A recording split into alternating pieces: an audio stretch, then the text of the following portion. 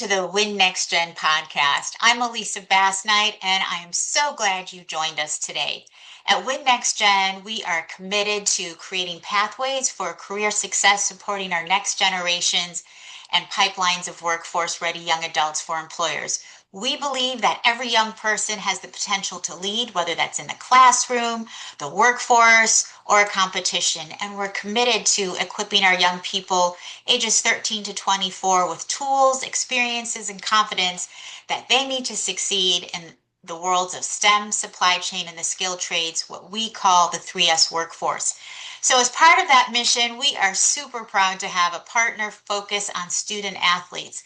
Many people say, Elisa, why? Why do you have this focus? And it's because our country and the global workforce simply can't afford to overlook or underinvest in any segment of today's young people. Student athletes in particular bring such a powerful combination of skills, habits, that translate directly to the future of work, discipline, time management, teamwork, adaptability, and a growth mindset, sharpened both on and off of the field.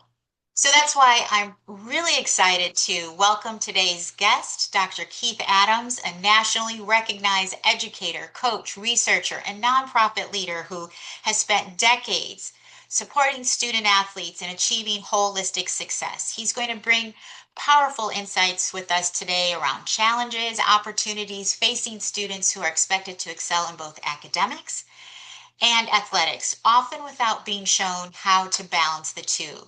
So without further ado, let's turn over to our guest, Dr. Keith Adams. Super excited to have you here with us, Keith, this day to talk about this really timely topic.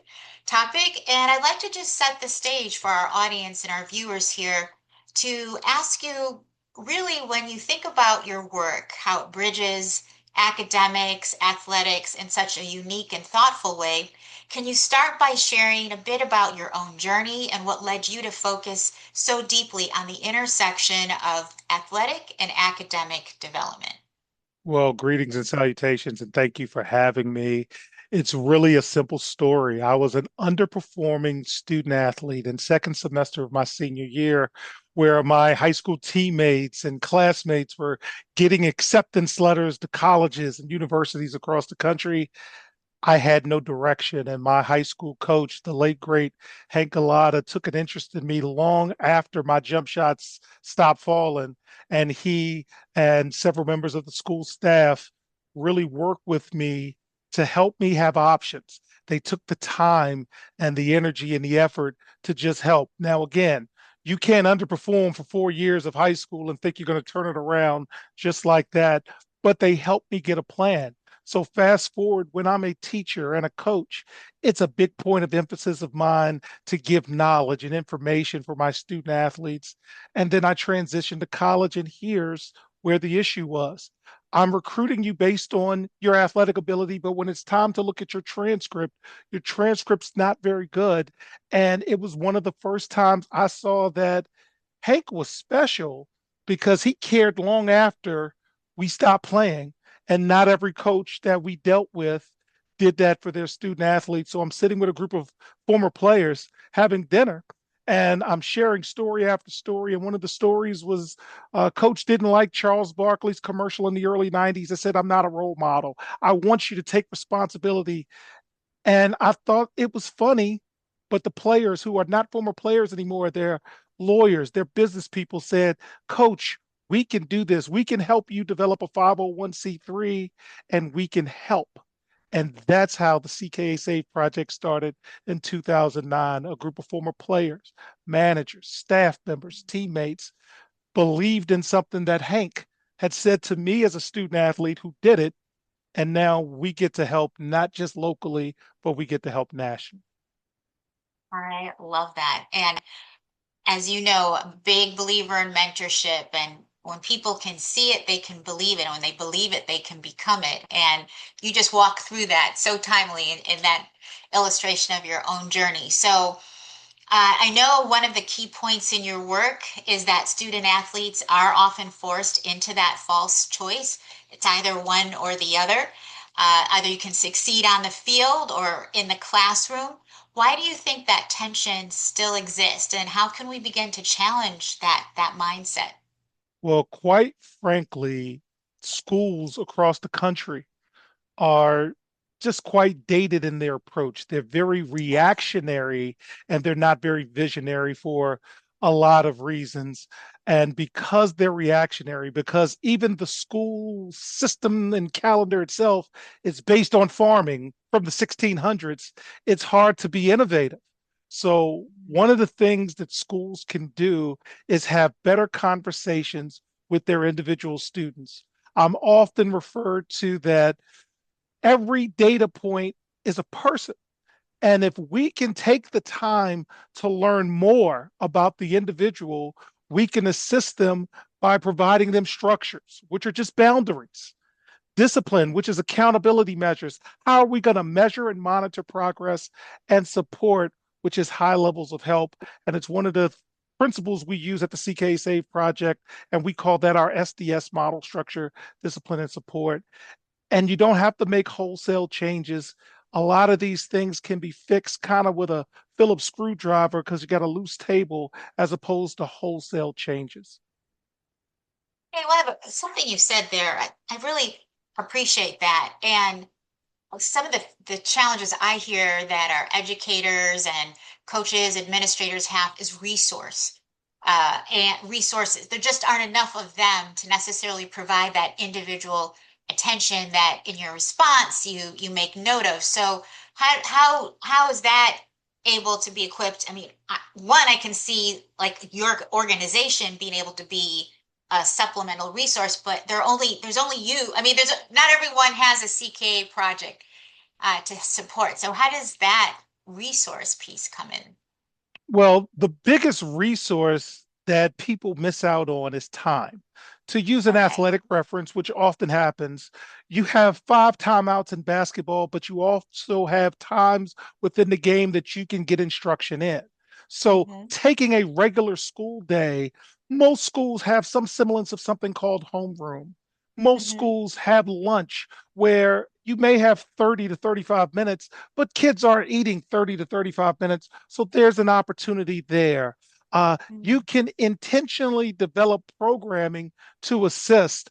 One of the things I was able to do in my previous career as a student support specialist is measure and monitor an entire building of middle school students with grades and find strategic times to just say hello.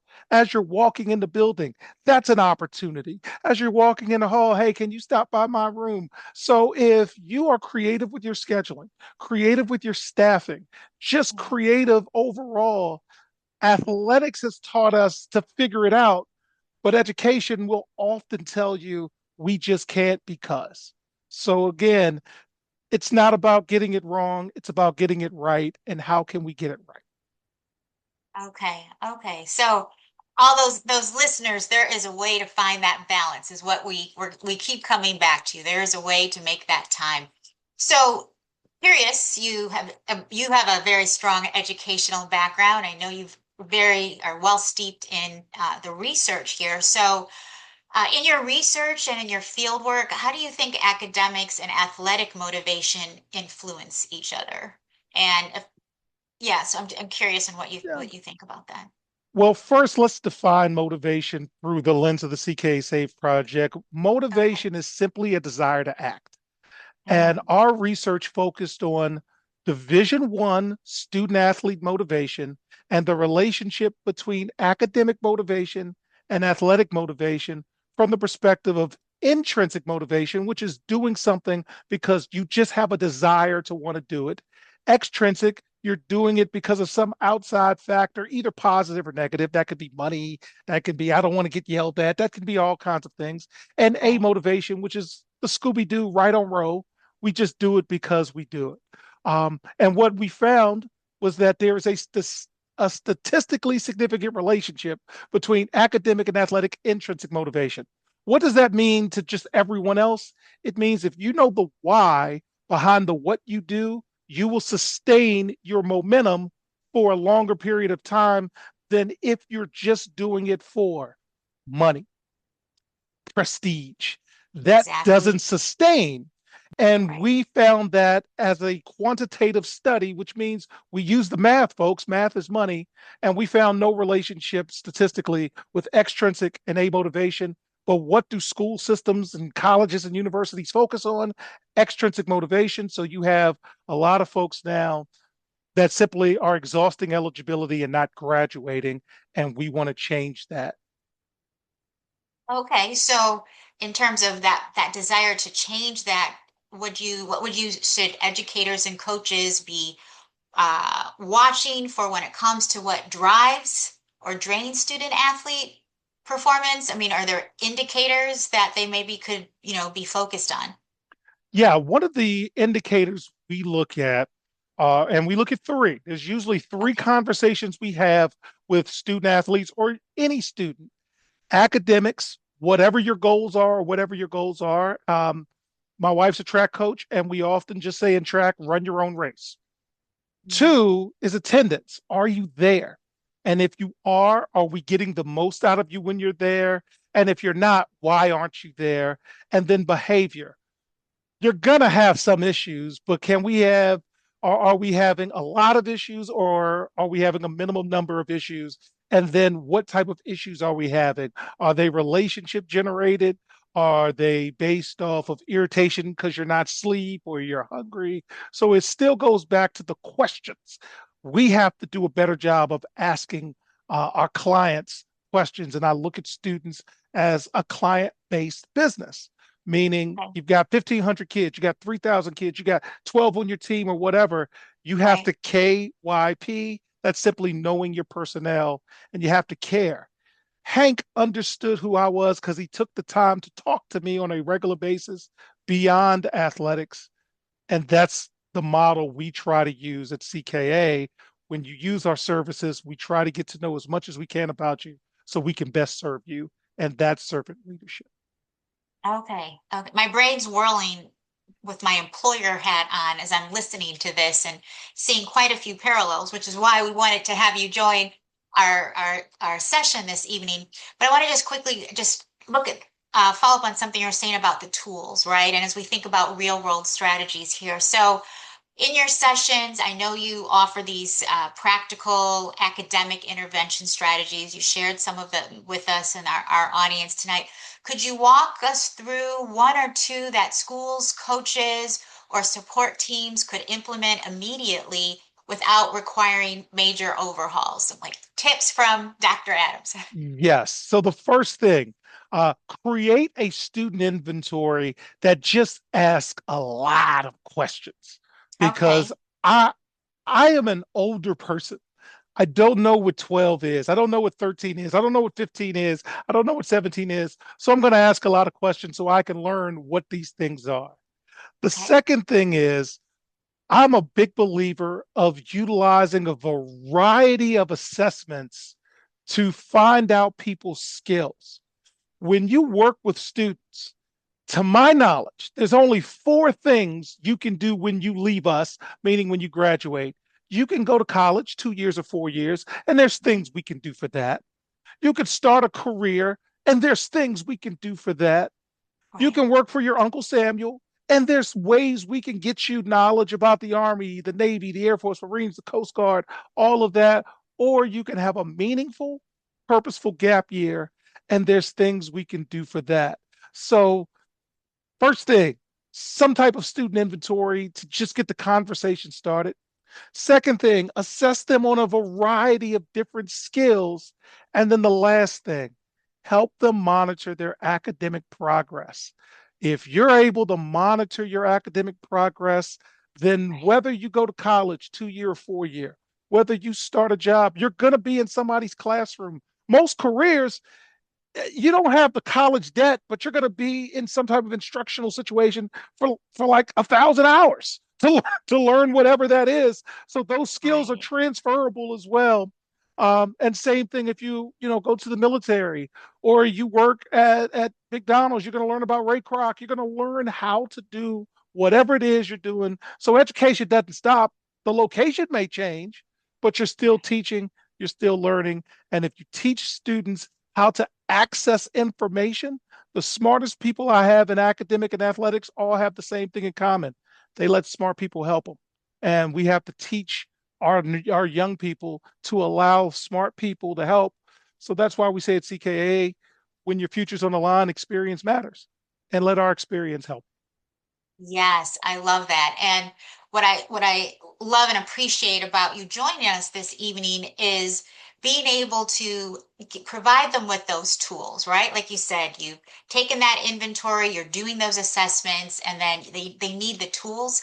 That's where collaborations such as your organization and WIN-NextGen come into play, in which we really try to stress with so many out there because you're already reaching and touching them. You do a lot of incredible work, and there are organizations where we can also supplement, complement, and provide additional tools for your leaders that are, in your organization, which is when you think about this future of work, we know it is complex. Things are changing so rapidly. The next 5 years, things are going to look a lot differently. They already are evolving in such exponential ways. So, love those tools that you talked about and walked us through. So, you've shared with me in some of our earlier conversations around this notion of compliance. You talk about this, you write about this. So, you've said it's moving beyond compliance. I know that's one of your taglines. And what does that look like in practice? And how do we go from checking eligibility boxes to actually building those long-term success skills? Well, one of the things that we continue to see that we can work collectively, both internal and external, is allowing for failure. Athletics, you lose a lot. So it's okay that if you don't win, the world will keep going. But in academics, it's called learned helplessness. You legitimately learn how not to do because you're so afraid. I had an opportunity to visit Harvard a couple of years ago, and I met with their admissions people, and we're having conversations. And I said, "So what you're giving, man?" And they say, "You do more in terms of education and counseling and teachers to hurt kids than we ever did. We never said take 7 AP classes. You did. We never said don't apply. You said, oh my God, what if they say no?" We've become so afraid of failure that we don't have skinned elbows anymore. We don't have bumps and bruises because everybody rushes in to make sure you don't fall. And we're the opposite. Hey, sometimes it doesn't work, but what are you going to do next? And that's an Right. athletic mindset, which goes to how we like to teach in terms of, hey, school can be a competition with yourself. Here's where I was week 3. Here's where I am week 6, but the report card is week 9. And let's get you to embrace the process and see what the end result is, as opposed to, I got to get all A's, I got to get all B's. Well, if week 3 you were at a 60, and week 6 you were at a 67, and week 9 on the report card you're at a 75, the report card may say C, but I see improvement, and I'm going to push and promote that improvement. And maybe next quarter we can take that 75 and make it 78 and then 82. And then we go there and embrace the process of that. Yes, you, my team knows, and people who've heard me speak, I always talk about that concept that you stress here, right, is failure is not fatal. We learn so much from that experience. And I tell you, when I interview, I do a number of interviews for 4-year degree programs, scholarships, and things of that nature. And one of the questions that I love organizations outside of WIN as well as WIN is we want to know what was your learning process when things didn't turn out the way you had thought. There was a failure because that is where that growth mindset often can come from. And I love exactly what you're saying. You're so spot on from at least in alignment with what I think and I believe. So thank you for sharing that. And if I may, one of the reasons why I wrote Finding the Balance, my personal journey to academic and athletic success, was to Right. tell the story that, hey, when I went to Lincoln, I didn't finish there because my family ran out of money. And part of the reason why we ran out of money is because I picked a school out of state and I didn't do the homework needed to go through the college process. It was just, I don't want to go to community college. I want to go to a 4-year school where, in hindsight, the community college would have been a better fit for me because I would have had a chance to learn and grow and so forth. So I do talk about my failures. It took me 39 drafts to do the research, but a delay is not a denial. I had to learn how it's done, and I'm embracing the process. And a lot of that comes from athletics as opposed to academics, where you didn't pass a test, it's your fault, as opposed to, Right. man, maybe I could have done this a little better, and I as an instructor should reflect on my approaches to teaching and what's the better way to do something, and let's have conversation over confrontation, which is another thing we talk about. Okay. Delay is not denial, Dr. Adams. Yes, indeed. So, in terms of socioeconomic emotional support, so can you, this is important for parents, I think, really to think about this and really, talking about what happens off the field and outside of the classroom, and what does truly holistic support system look like for student athletes and why it's so critical for their futures beyond sports. So, what are your thoughts there on that emotional support? Well, for us at CKA, we try to get folks to pause. And Okay. the socio emotional support stems from boring wins more than it loses. Mm, Everything can't be fast, everything can't be microwaved, everything can't be exciting. And when you take the time to pause, uh, it goes back to something as simple as play. Um, you always see kids today just busy, and yes. a previous generation, we had time for thought, we had time for imagination. And often when we work with folks, we do paper pencil, if we're working in person, or we say, put your pencils down, I'll take the notes, and let's just have a conversation. And then at some point, we'll put this all back together. So once you can get people to pause, including parents, and not immediately react to a grade, react to the process. I have my own child, and we walk through a process. Man, that test must have been hard because you got a C or what have you, and you seem to be disappointed. What happened? Tell me what happened, and then lay back and listen. And those active listening skills still are prevalent. So if we teach our own students to pause instead of just reacting, we're so quick to react, can't react to everything, because in athletics, it's usually the second person who gets the foul called because you reacted as opposed to walking away. So that's the big piece. And we have a thing called Stay Connected. It's 9 different things that we try to get people to focus on over the course of a week, and set 2 or 3 goals off of our Stay Connected, framework. Whether it's continue to stay engaged, whether it's to never give up, whether it's to watch your nutrition, or have big dreams. I think we need to dream big and then work backwards, and that will help pause folks. And that's one of the things that we get complimented on is, I just like talking to you, Coach. I just appreciated the listen, the voice, and that helped me process. Okay. Amen. Because I played sports when I was in college, and very competitive environment. And so it is so hard to dial down, I mean, that because we know pretty much all of our student athletes, there's a competitive nature to the individual, which is one of the reasons, why they're athletes. That's part of the psyche. And so I'm listening to you and I'm kind of exhaling and pausing because it's something you do need to be intentional about. And at WIN, we actually have a course, part of our core course programming called mindfulness, to help our young folks today, our next gens, really be able to work with our minds and push out all of the noise and the distractors that we have every day in so many ways. Phone 1, phone 2, iPad, TV, there's just so much, and then layering down the athletics too. So I really appreciate very, very thoughtful work that you all are doing. So I know you've worked with countless student athletes who went on to thrive in life after the game. What are some of the non-athletic skills that they develop through this journey that we should be naming and nurturing more intentionally? Well, there's three things that all athletes who work with CKA, whether you play or you're just a high performing student, what have you, and that's time management, Mm, managing your time. On time is early and late is on time.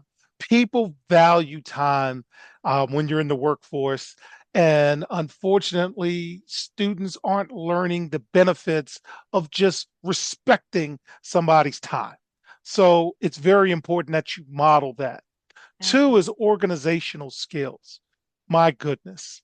The ability to start a task and end a task in a timely manner is an incredible skill no matter what you're doing. And it's a point of emphasis for us.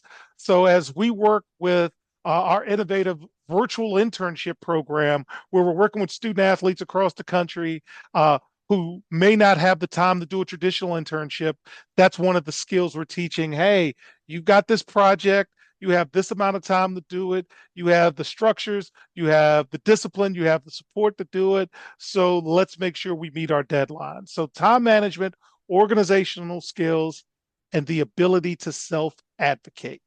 A Mm, closed mouth doesn't get fed, and it's hard to advocate when you're looking at a screen. You have to right? put the phone down, you have to look at folks in the eye and verbalize. And it's one of the things we work with people on because you can tell me all about everybody else, but can you talk about yourself? Because that's what's going to get you the job. Why you is often a question in interviews, and they have difficulty answering it. We help them through that process by saying, this is why you, but we can't go to the interview for you.